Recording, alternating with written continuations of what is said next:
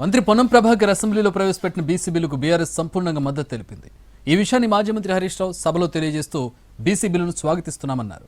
అయితే బీసీ వర్గాలకు విద్యా ఉద్యోగాల్లో 42% రిజర్వేషన్ కల్పించినప్పుడు స్థానిక సంస్థల్లో పట్టణ గ్రామీణ ప్రాంతాల్లో 42% రిజర్వేషన్ ఫలాలు వారికి అందినప్పుడు వారు సంతోషంగా ఉంటారని చెప్పుకొచ్చారు. ఇందుకోసం కేంద్రంలోనూ మద్దతుగా బీఆర్ఎస్ సభ్యులు ఓటు వేస్తారని తెలిపారు హరీష్ రావు. పెట్టినటువంటి ఈ బిల్లుకు బీఆర్ఎస్ పార్టీ సంపూర్ణమైన మద్దతును తెలియజేస్తుంది.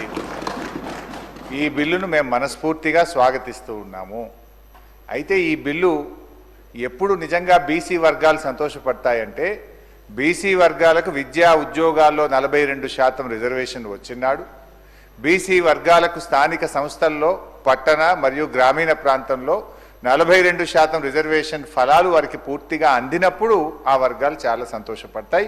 అవి అందాలని కోరుకుంటున్నాం. అవి అందే ప్రక్రియలో రాష్ట్ర శాసనసభ ఏకగ్రీవ తీర్మానం చేయడంతో పాటు రేపు కేంద్రంలో పార్లమెంట్లో పోరాటానికి కూడా బీఆర్ఎస్ పార్టీ కలిసి వస్తుంది. మాకున్న 4 రాజ్యసభ సభ్యులు కూడా ఏకగ్రీవంగా ఈ బిల్లుకు మద్దతు ఇస్తూ మేము ఓటేస్తాం.